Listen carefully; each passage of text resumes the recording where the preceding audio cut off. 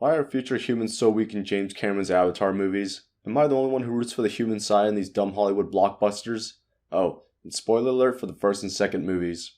The gung-ho jarhead marine culture of the Resource Development Administration security operations is just so lovable it makes you want to fire your AR-15 with a forced reset trigger and a 100-round mag into the air and accidentally waste a bald eagle.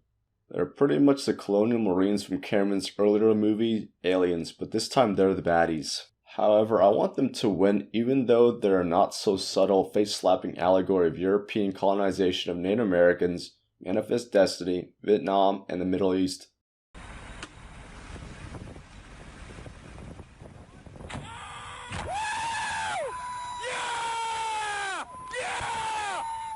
It's like a group of nerds dedicating time and money to be stormtroopers who are just space Nazi. Also, there's 40K's extremely patriotic and xenophobic Imperium of Man with Space Marines chainsaw go brrrr. Their brand of evilness is just cool, but you don't really condone their actions to be committed in real life.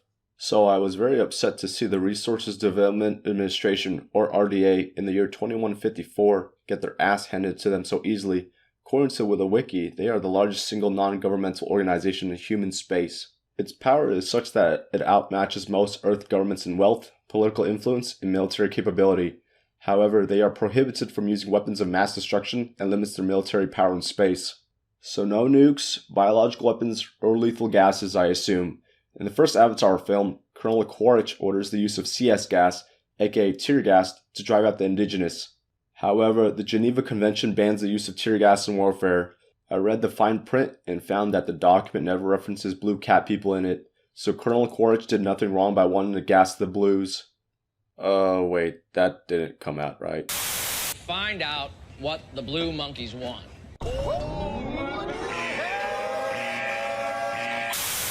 Even with the legal limitations on the RDA's capabilities, they should still easily defeat the Na'vi, and I know that this is a dumb Hollywood blockbuster franchise, and there'd be no movie if the Na'vi got steamrolled, but I find it more fun incessantly nitpicking a movie I'm currently watching instead of turning my brain off and enjoying the ride.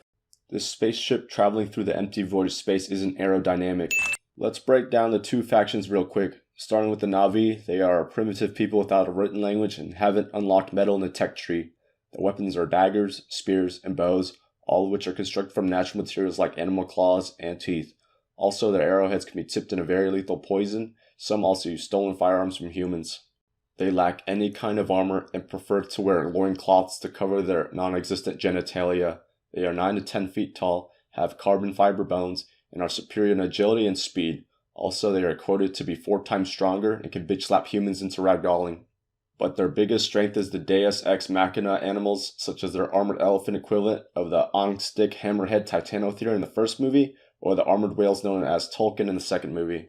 When the Na'vi ult is on cooldown, they regularly use Pali dire horses for land travel, Ikran mountain banshees for flying, Ailu for fast underwater movement, and Surak skimwings for skimming across water. If you're the main character, you get the cooler flying mount Toruk, the Great Leonopteryx. These rideable animals aren't armored enough to stop bullets, however, they are very fast and can easily rip apart human flesh. Their final advantage is being led by the galaxy's biggest simp, who understands human tactics and weaponry and trains the indigenous in ways of guerrilla warfare. But can you really blame him?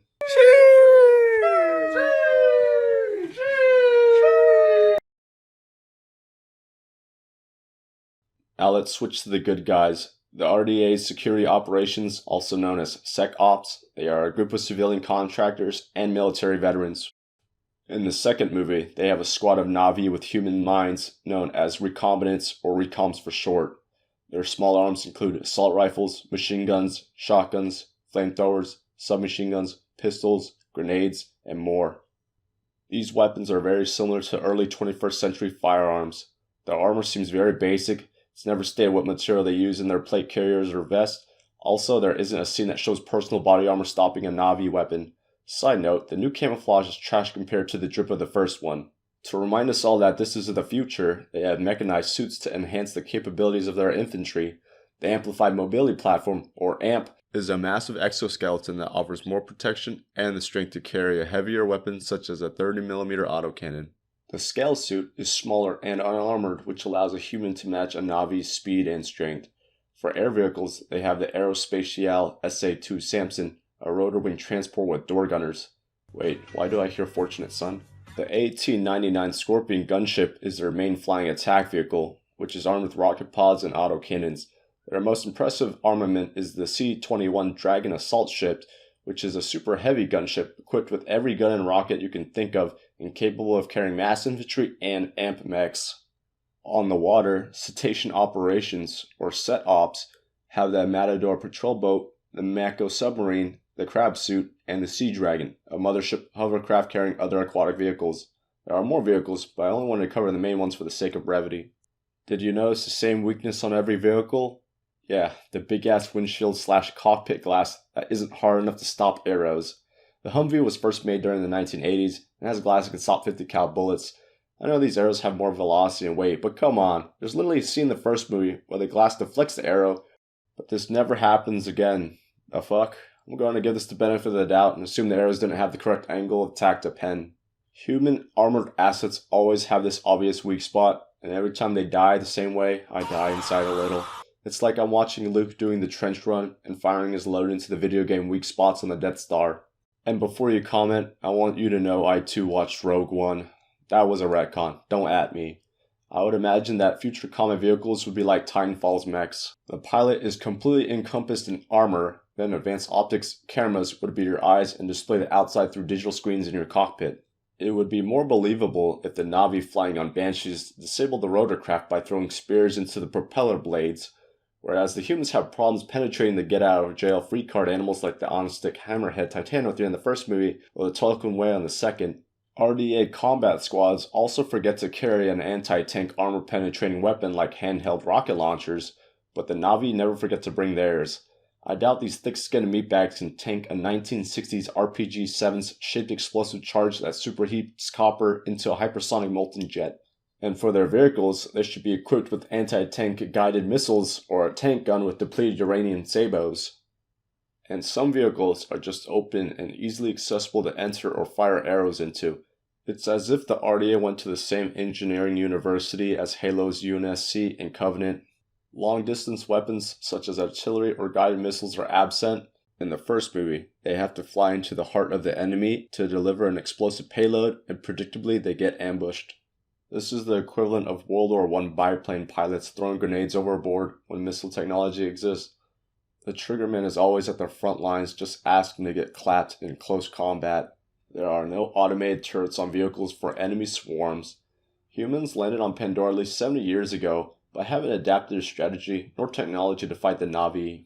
The MQ-1 Predator UAV first flew in 1994, but humanity in the 22nd century, facing an enemy without EMP or signal jamming capabilities, only has access to manual controlled systems, seems legit. The idea of an aerial drone also brings up a good question. Why doesn't the RDA attack from the upper atmosphere where the Na'vi and their flying mounts can't breathe? The entire war could just be a Call of Duty AC-130 mission. If James Cameron ever updates the Humanity vs. Na'vi server to have skill-based matchmaking, then humanity would be nerfed to a World War II military, specifically the Italians. In the second movie, it's revealed that the Earth is dying and becoming inhospitable, presumably by mining the entire planet for lithium to create enough Teslas for everyone. So if Pandora is humanity's last hope, why would humans restrain their use of force and not just bomb the enemy back to the Stone Age? Here's Pandora. And here's Pandora. after the attack.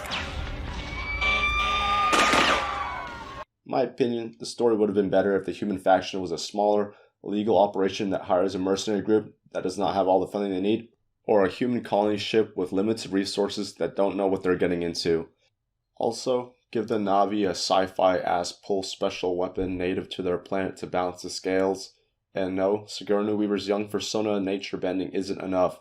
Maybe like a crystal they can tip their arrows with that can burn through metal armor? I don't know. Well, that's my rant over. I'll probably watch the next film and trash that too. But hey, at least they're entertaining. And don't forget to do your part in the fight for humanity's future.